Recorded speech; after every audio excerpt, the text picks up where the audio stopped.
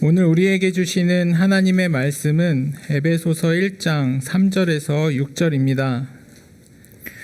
찬송하리로다 하나님 곧 우리 주 예수 그리스도의 아버지께서 그리스도 안에서 하늘에 속한 모든 신령한 복을 우리에게 주시되 곧 창세전에 그리스도 안에서 우리를 택하사 우리로 사랑 안에서 그 앞에 거룩하고 흠이 없게 하시려고 그 기쁘신 뜻대로 우리를 예정하사 예수 그리스도로 말미암아 자기의 아들들이 되게 하셨으니 이는 그가 사랑하시는 자 안에서 우리에게 거저 주시는 바 그의 은혜의 영광을 찬송하게 하려는 것이라.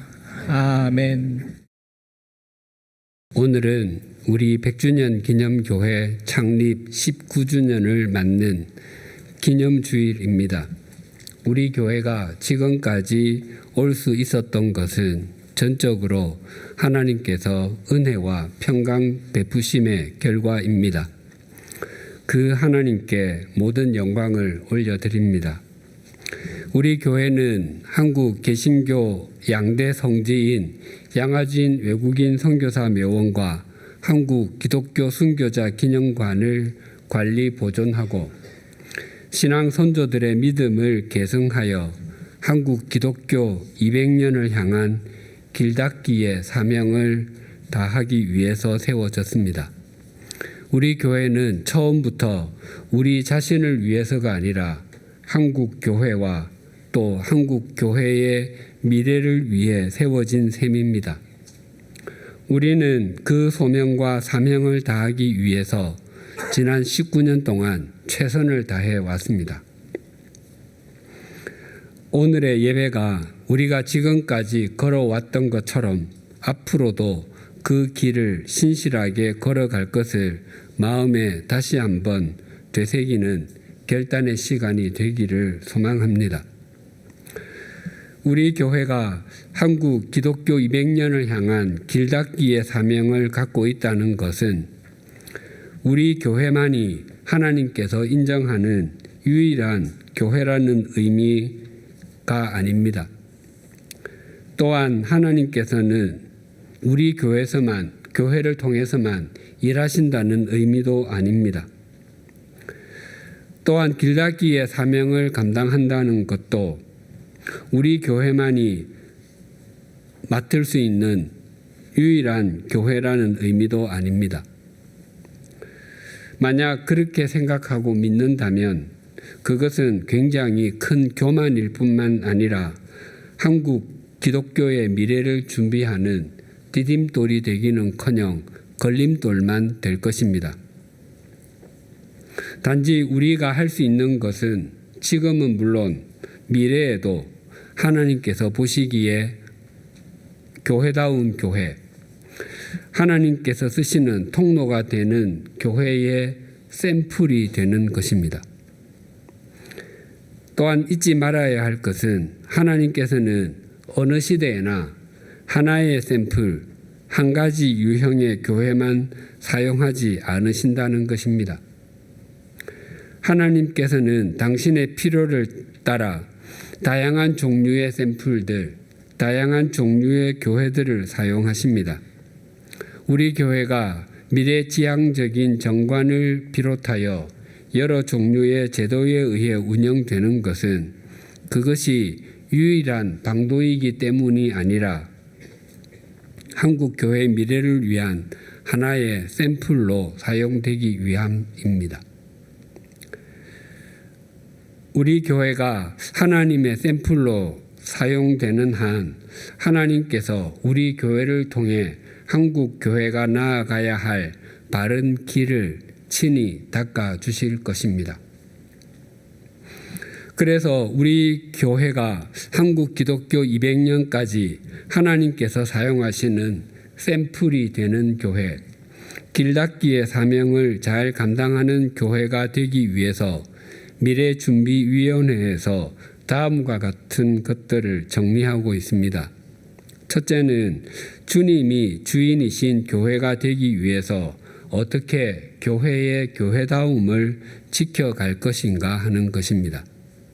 둘째는 소명인으로서 말씀과 삶의 일치를 이루기 위해 목회자의 목회자다움을 어떻게 지켜갈 것인가 하는 것입니다.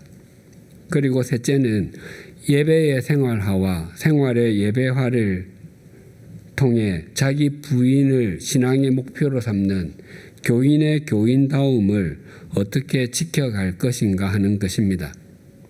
이러한 것들은 완전히 새로운 것이 아니라 우리가 지금까지 해왔던 것들입니다. 바르고 바람직한 것을 시작하는 것보다 훨씬 더 어려운 것은 그것을 끝까지 지켜가는 것입니다. 왜냐하면 신앙의 성숙과 하나님의 통로됨은 반복해서 이루어지기 때문입니다. 우리나라 개신교의 출발점이 되는 해는 1885년입니다. 그것은 우리나라에 온 최초의 선교사로 알려진 아펜젤러와 언더우드 선교사가 한반도에 공식적으로 입국한 것이 1885년 부활절이었기 때문입니다. 한국교회 100주년을 기념하기 위하여 1981년에 20개 교단과 26개 기독교 기관 단체에 의해 100주년 기념 사업 협의회, 지금의 100주년 기념 재단이 발족되었습니다. 초대 이사장은 고 한경직 목사님이셨습니다. 아펜젤러와 언더우드 선교사가 입국한 1885년을 기점으로 삼는다면 개신교의 100주년이 되는 해는 1985년입니다. 그러나 100주년 기념사업협의회는 그보다 1년 앞선 1984년을 선교 100주년의 해로 삼고 기념식을 거행했습니다. 아펜젤러와 언더우드 선교사가 입국한 이후부터 우리나라에 그리스도인이 있었던 것은 결코 아닙니다. 그 전에 이미 적지 않은 그리스도인이 있었습니다. 두 선교사가 입국하기 1년 전인 1884년에 미국의 장로 교인인 의사 알렌이 입국하여 의료 선교를 시작했습니다. 또한 일본에 머물고 있던 감리교 선교사 맥클레이가 조선 정부로부터 교육과 의료 사업 인허를 받고 일본으로 되돌아가기도 했습니다. 그리고 황해도 장년군 대구면 송천리의 소래교회, 한자말로는 송천교회도 이미 존재하고 있었습니다. 또한 아펜젤러 선교사는 감리교 소속이었고 언더우드 선교사는 장로교 소속이었습니다. 1934년 6월에 감리교단은 감리교 50주년 희년 행사를 가졌고 1934년 9월에 장로교단도 장로교 50주년 희년 대회를 가졌습니다. 100주년 기념사업협의회는 신앙의 선배들이 1934년에 한국 기독교 선교 50주년 행사를 가졌다면 100주년은 1985년이 아니라 1984년이 적절하다고 여긴 것입니다. 이런 이유로 인해서 100주년 기념사업협의회는 1984년 8월 15일부터 19일까지 닷새 동안 연인원 400만 명이 운집한 가운데 여의도에서 100주년 기념 세계 선교대회를 성대히 열었습니다.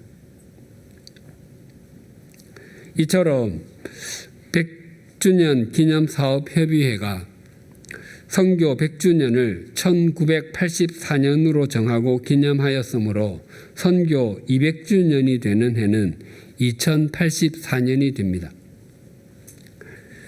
올해가 2024년이므로 앞으로 꼭 60년이 남았습니다.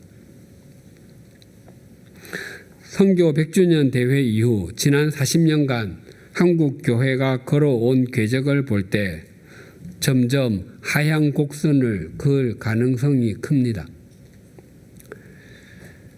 현재 전국적으로 교회의 숫자가 5만여 개 있다고 하는데 앞으로는 이보다 훨씬 더 줄어들 가능성이 큽니다. 또한 크고 작은 신학교들은 과거보다 입학생이 적지 않게 줄어 교단 신학교들이 통합하는 방안을 논의하고 있습니다. 앞으로 신학교의 숫자도 점점 줄어들 것입니다. 작년 말 통계로 대한민국 인구 5,100만 명 중에 기독교인은 약 17%, 870만 명 정도라고 합니다. 여기에는 이단과 사이비에 속한 사람도 포함된 숫자이므로 실제로는 기독교인이 700만 명 남짓 될 것입니다.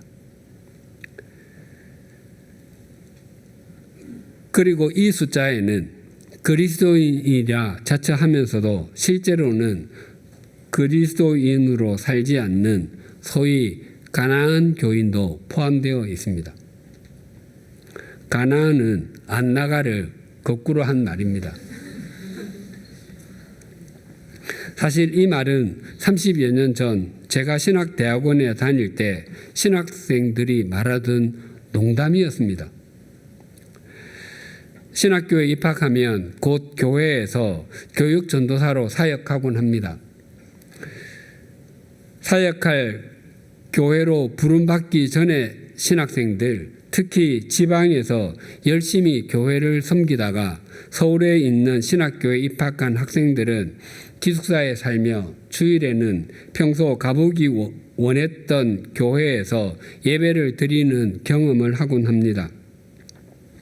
지방 교회에서 아침부터 저녁까지 주일이면 열심히 봉사를 하던 사람이 신학교에 입학한 후에 한동안은 주일 예배만 드리고 기숙사로 돌아오곤 합니다.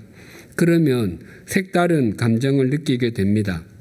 내가 오늘 주일을 제대로 지킨 것이 맞나 하는 생각이 듭니다.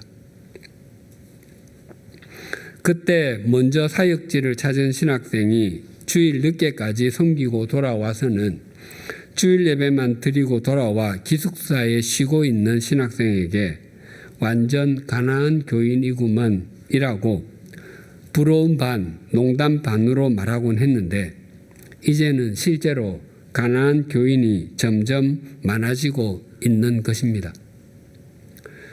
또한 코로나19 이후로 그리스도인이지만 온라인으로만 예배를 드리는 그리스도인도 급격하게 증가했습니다. 그뿐만 아니라 교계 언론은 물론 일반 언론을 통해서도 수시로 보도되고 있는 교회에서 일어나고 있는 온갖 불미스러운 사건들을 들여다보면 한국 기독교 200년 대회는 고사하고 한국 교회에 미래가 있을까 하는 생각이 들기도 합니다. 그러나 하나님은 무에서 유를 창조하시는 분이시고 자기 백성을 놓지 않는 분이심을 알기에 한국 교회도 새롭게 해 주실 것을 신뢰합니다. 오늘 본문은 창립 19주년을 맞은 우리 교회가 어떻게 교회의 교회다움을 유지하고 하나님의 은총과 역사의 통로로 계속 쓰임을 받을 수 있는지에 대해 말씀하고 있습니다. 오늘 본문 3절이 이렇게 증가합니다. 찬송하리로다. 하나님 곧 우리 주 예수 그리스도의 아버지께서 그리스도 안에서 하늘에 속한 모든 신령한 복을 우리에게 주시되 하나님은 우리에게 그리스도 안에 있는 모든 복과 하늘에 속한 모든 신령한 복을 주셨습니다. 하나님은 복을 줄까 말까로 우리를 조종하시는 분이 아니라 이미 주신 분이십니다. 하나님은 소설 크리스마스 캐럴에 나오는 심술쟁이 영감인 스크루지와 같은 분이 아니십니다. 또한 하나님은 특정한 능력을 가진 사람이나 특별한 헌신을 하는 사람에게만 뭔가를 선심 쓰듯이 나누어 주시는 분도 아니십니다. 과거 특정한 부흥사나 영적 은사를 받았다고 주장하는 사람이 자신은 하나님께 신비한 능력을 받았고 놀라운 것을 깨달았다며 자신에게 오면 그것을 알려주겠다고 말하는 사람들이 있었는데 그것은 사실이 아닙니다. 그런 사람들은 종교 장사꾼일 수는 있어도 하나님께서 통로로 사용하시는 사람이 아닙니다. 로마서 8장 32절입니다. 자기 아들을 아끼지 아니하시고 우리 모든 사람을 위하여 내주신 이가 어찌 그 아들과 함께 모든 것을 우리에게 주시지 아니하겠느냐. 자기 자녀를 다른 사람에게 내주는 부모는 없습니다. 그 다른 사람이 성인 군자라고 할지라도 또 아무리 큰 업적을 남긴 사람이라 할지라도 자기 자녀를 내주지 않습니다. 하물며 죄인들, 지독한 이기주의자들, 세속적 가치관에 찌든 사람에게 자기 자녀를 내주는 부모는 더더욱 없습니다. 그런데 하나님께서는 우리 같은 죄인들, 우리 같은 지독한 이기주의자들, 세속적 가치관이 전부라고 생각했던 우리에게 당신의 영원한 아들을 내주셨습니다. 그런 하나님이시라면 그리스도 안에 있는 모든 복과 하늘에 속한 모든 신령한 복을 내주지 않으실 리가 없습니다. 4절 상반절이 이렇게 증가합니다. 곧 창세 전에 그리스도 안에서 우리를 택하사. 하나님께서는 그리스도 안에 있는 모든 복과 하늘에 속한 모든 신령한 복을 우리에게 주시기 위해서 창세 전에 그리스도 안에서 우리를 택하셨다고 하십니다. 이 말은 하나님의 일방적인 은총을 표현하는 말입니다. 또한 우리에게 있는 어떤 조건을 보시고 그것을 기준 삼아서 우리를 택하신 것이 아니라는 것입니다. 하나님께서 예레미야를 선지자로 부르실 때 이렇게 말씀하셨습니다. 예레미야 1장 4절과 5절입니다.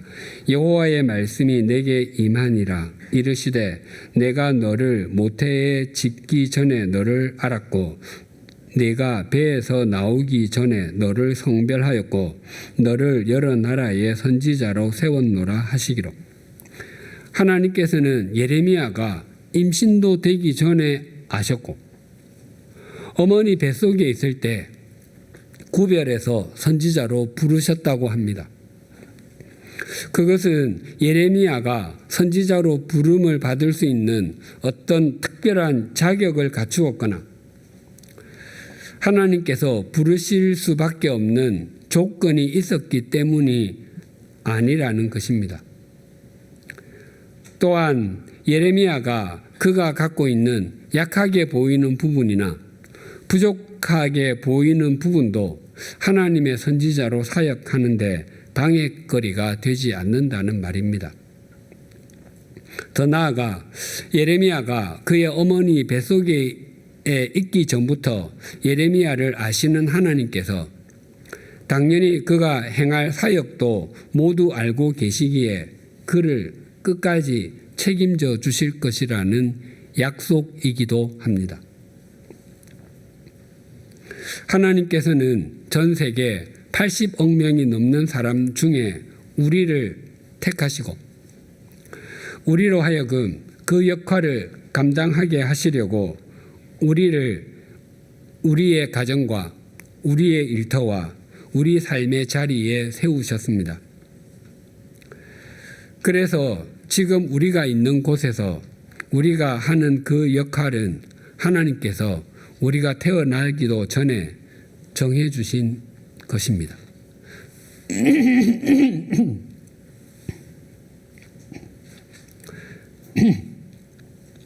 사도 바울이 우리가 창세전에 그리스도 안에서 하나님의 택하심을 받았다고 강조해서 말하는 것은 자신의 경험, 즉 다메섹 사건을 떠올리지 않을 수 없었기 때문일 것입니다. 사도행전에는 바울의 다메섹 사건이 3번이나 나옵니다.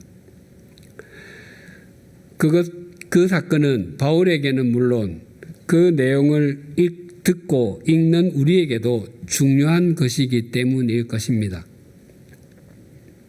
바울은 본래 바리새인이었습니다. 바리새인들은 제사장이 아닌 일반 유대인이었지만 일반 율법은 물론 제사장들만이 지키는 거룩에 관한 율법에까지 지키려고 했던 사람들입니다. 그래서 율법을 자신들의 삶의 모든 영역에 적용하려고 했던 사람들입니다. 그래서 그들은 이스라엘 자손 전체를 거룩한 제사장 민족으로 만들려고 했습니다. 성경에 나오는 서기관들이나 율법 교사들은 거의 대부분 바리새인들 출신입니다. 예수님께서 바리새인들의 위선을 많이 지적하셨지만 그들은 유대 사회에서 굉장히 존경받는 그룹이었습니다. 그리고 바울은 빌립보서에서 열심으로는 교회를 박해했다고 고백했습니다. 이때의 열심은 마음의 상태를 표현하는 말이 아니라 신학적인 언어입니다. 즉 바울은 열심당, 젤롯당이라고도 합니다. 그 열심당의 열성 회원이었다는 것입니다. 열심당 사람들은 바리새인들보다 훨씬 더 율법에 극단적이었습니다. 그들은 로마 제국의 팔레스타인 통치에 저항하여 나라를 되찾아 이스라엘을 다윗이 다스리던 시대와 같은 하나님의 나라 왕국으로 건설하려고 했습니다.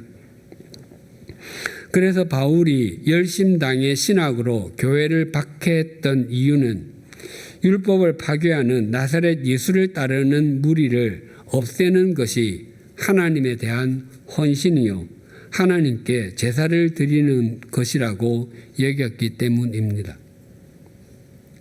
그래서 그는 예수님과 예수님을 따르는 제자들에 대해서 위협적이었고 살기를 띠고 있었습니다. 그는 대제사장을 찾아가 다메섹에 있는 여러 회당으로 보내는 공문을 써달라고 요청했습니다. 예수님과 예수님의 가르침을 따르는 사람은 남자나 여자를 가리지 않고 닥치는 대로 묶어서 예루살렘으로 끌고 올 심산이었습니다. 그렇게 다메섹으로 가던 상황에 있었던 일에 대해서 사도행전 9장 3절에서 9절은 이렇게 전합니다. 사울이 길을 가다가 다메섹에 가까이 이르더니 호련히 하늘로부터 빛이 그를 둘러 비추는지라 땅에 엎드러져 들음에 소리가 있어 이르시되 사울아 사울아 내가 어찌하여 나를 박해하느냐 하시거늘 대답하되 주여 누구시니까 이르시되 나는 내가 박해하는 예수라 너는 일어나 시내로 들어가라 내가 행할 것을 내게 이를 자가 있느니라 하시니 같이 가던 사람들은 소리만 듣고 아무것도 보지 못하여 말을 못하고 서 있더라. 사울이 땅에서 일어나 눈은 떴으나 아무것도 보지 못하고 사람의 손에 끌려 다메섹으로 들어가서 사흘 동안 보지 못하고 먹지도 마시지도 아니하니라. 바울은 이 장면을 떠올릴 때마다 참으로 신비하였을 것입니다. 그가 다메섹으로 갈 때 예수님과 예수님을 따르는 제자들을 향해 조금의 호의도 없었습니다. 문자 그대로 살기 등등하였습니다. 주님을 향해서 그렇게 적대적인 자신을 찾아와 주신 것이 이해가 되지 않았을 것입니다. 또한 바울이 다메섹으로 갈 때 혼자가 아니었습니다. 동행하던 일행이 있었습니다. 그때 그는 자기를 찾아와 주신 주님을 뵙고 주님의 음성도 또렷하게 들었습니다. 하지만 일행은 소리만 듣고 아무것도 보지 못했습니다. 또 사도행전 22장에는 일행이 빛은 보면서도 바울에게 말씀하시는 분의 소리는 듣지 못했다고 합니다. 즉 바울 일행이 다메섹으로 가다가 부활하신 주님을 뵙게 되었는데 바울은 예수님도 뵙고 주님의 음성도 또렷하게 들었던 데 반해 일행은 태양빛보다 더 밝은 빛에 눈을 잘 뜰 수가 없었고 무슨 소리가 들리기는 하는데 그 내용이 무엇인지는 전혀 알아듣지 못했던 것입니다. 어떻게 이렇게 자기에게만 은총이 베풀어지게 되었을까라고 생각했을 것입니다. 더 나아가 예수님께서는 바울에게 이렇게 말씀하셨습니다. 사도행전 26장 16절에서 18절입니다. 일어나 너의 발로 서라.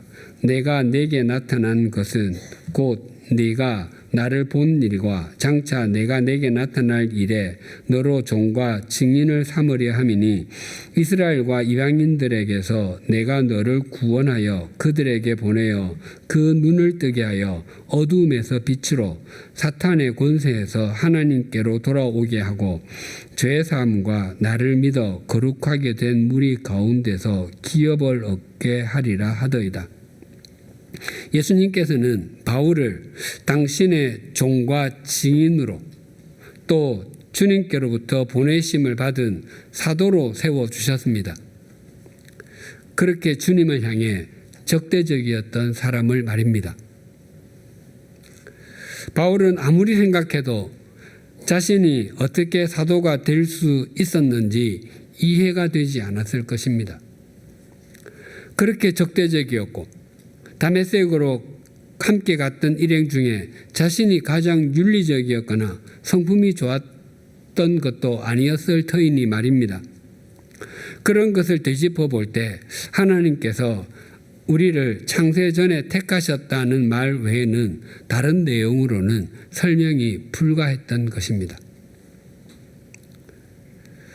하나님께서 우리를 택하셨다라는 것은 우리는 하나님께 택함을 받았다라는 것입니다. 즉 하나님이 주체가 되시고 우리가 객체가 되는 것입니다.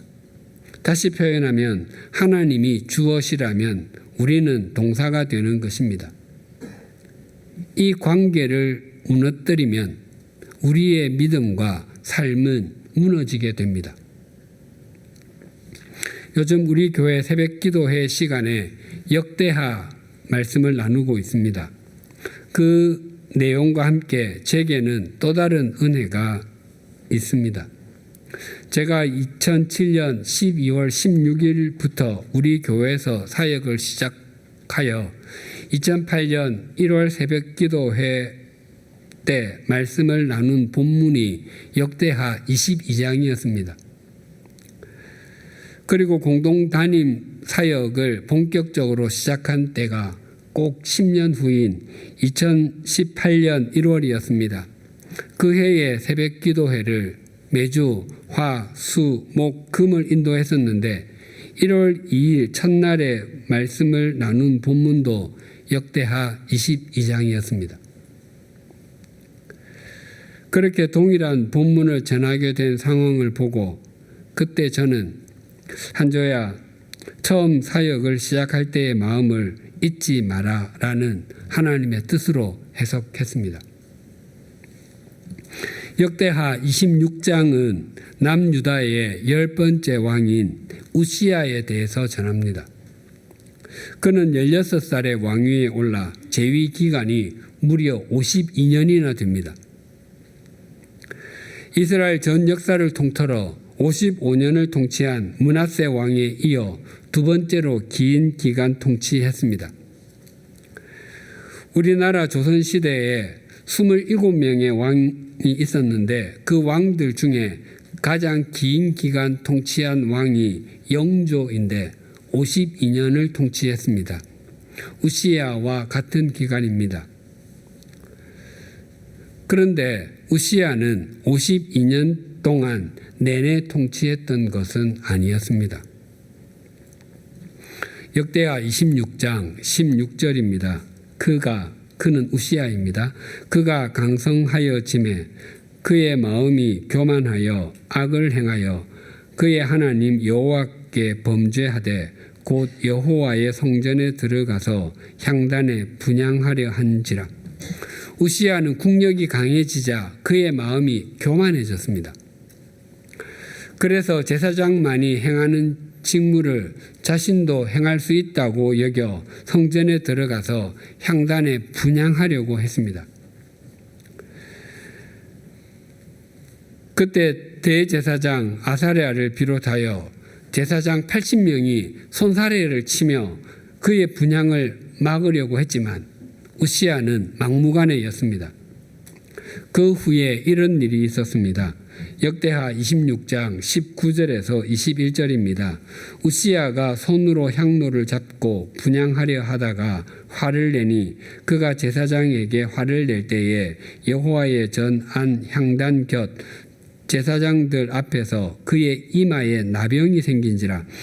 대제사장 아사랴와 모든 제사장이 왕의 이마에 나병이 생겼음을 보고 성전에서 급히 쫓아내고 여호와께서 치심으로 왕도 속히 나가니라. 우시야 왕이 죽는 날까지 나병 환자가 되었고 나병 환자가 되매 여호와의 전에서 끊어져 별궁에 살았으므로 그의 아들 요담이 왕궁을 관리하며 백성을 다스렸더라. 우시야 왕의 이마에 한센병이 발하고 말았습니다. 혹 몸에 한센병이 발했다면 옷으로 감출 수 있었을지 몰라도 이마는 감출 수가 없는 곳입니다. 우시야에게 한센병이 발하는 순간에 그는 임금이 아니라 병자가 되었습니다. 이스라엘에서 한센병은 격리 1순위 질병입니다. 그래서 그는 남은 생애를 별궁에서 지낼 수밖에 없었습니다. 우시야는 한센병이 발하기 전에는 유다의 임금이었는데 병이 발하는 순간부터 별궁 임금, 아니 별궁 노인이 되고 말았습니다. 그가 앉았던 용상은 그의 아들 요담의 차지가 되었습니다. 우시야 왕은 나라가 강성해지자 그의 마음이 교만해지고 말았는데 그는 나라가 강성해진 것이 자신의 능력이라고 때문이라고 여겼기 때문입니다. 그러나 성경은 우시야 왕과 유다가 강성하게 된 이유를 이렇게 밝힙니다. 역대하 26장 14절과 15절입니다. 우시야가 그의 온 군대를 위하여 방패와 창과 투구와 갑옷과 활과 물맷돌을 준비하고 또 예루살렘에서 재주 있는 사람들에게 무기를 고안하게 하여 망대와 성곽 위에 두어 화살과 큰 돌을 쏘고 던지게 하였으니 그의 이름이 멀리 퍼짐은 기이한 도우심을 얻어 강성하여 짐이었더라. 성경은 우시야 왕과 유다가 강성해진 것이 기이한 도우심을 얻었기 때문이라고 말씀합니다. 우시야 왕은 자신과 유다가 강성해지게 된 것의 주체가 하나님이시고 객체가 자신인데 주체가 자신이라고 착각했던 것입니다. 그래서 제사장만의 역할을 자신이 수행하려고 하다가 한센 병자가 되고 말았습니다.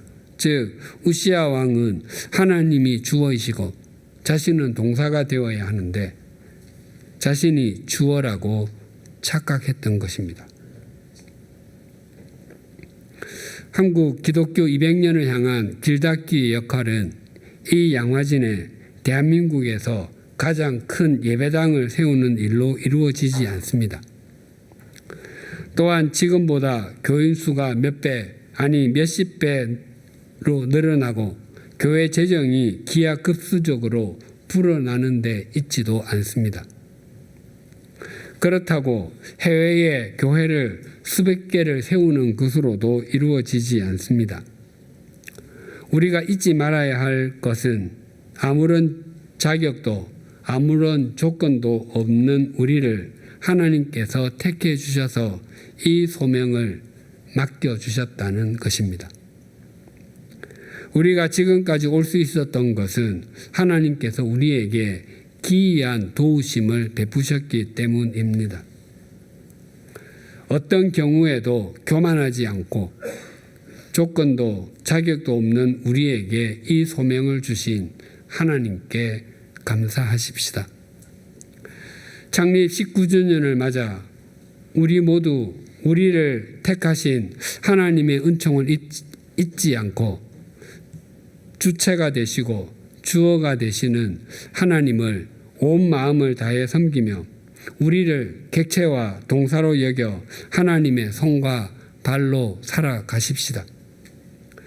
그 삶을 신실하게 살아내기 위하여 하나님을 향해 창문을 열고 우리의 무릎을 꿇리십시다.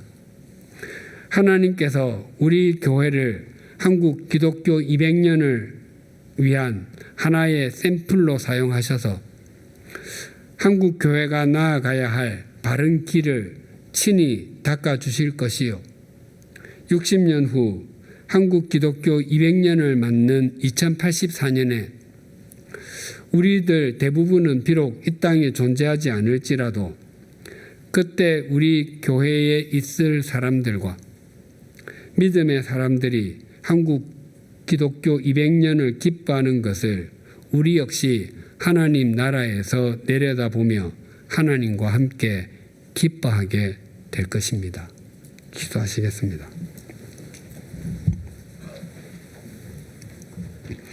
하나님 아버지, 과거 한국 교회는 세상의 소금이었고 세상의 빛이었는데 이제는 점점 쇠락해져 가고만 있습니다. 또한 교회가 손가락질을 당한 것도 어제 오늘의 일이 아닙니다. 이러한 일이 일어난 것은 교회가 교회답지 못하고 교회인 우리 그리스도인이 신실하지 못했기 때문이며 하나님의 말씀보다 세속적 가치관을 따라 살려고 했기 때문임을 고백합니다. 우리의 허물과 죄를 용서하여 주시옵소서. 오늘 창립 19주년 기념주일을 맞게 해주셔서 감사합니다. 그동안 하나님께서 우리 교회에 베풀어 주신 은총은 필설로 형언할 수 없습니다. 그동안 주님의 몸된 교회를 위해 수고하고 헌신한 교우님들에게도 세상이 줄 수 없는 은혜와 평강으로 함께하여 주시옵소서. 우리가 어떤 경우에도 교만하지 않게 해주시고 혹 우리에게 조금 나아 보이는 것이 있다면 그것은 하나님의 기이한 도우심으로 인한 것임을 잊지 않게 하여 주시옵소서. 우리가 한국 교회의 아픔과 연약함에 동참하면서도 한국 교회의 미래를 위해 한국 기독교 200년을 위한 길닦기의 소명을 잘 감당하기 위해 하나님께서 택하여 주신 것을 한순간도 잊지 않게 하여 주시옵소서. 또한 하나님을 주체와 주어로 우리를 객체와 동사로 여기는 삶을 살아내는 것이라면 손해도 감수하게 하시고 고난도 담대하게 통과하게 하여 주시옵소서. 우리 교회가 한국 기독교 200년이 될 때까지 또 그 이후에도 하나님께서 사용하시는 샘플이 되게 하여 주시옵소서. 또한 우리 교회가 있음으로 인해서 60년 후에 한국 교회가 지금보다 한국 기독교 200년을 맞게 해주신 하나님을 더욱더 찬양하게 하여 주시옵소서. 예수님의 이름으로 기도드립니다. 아멘.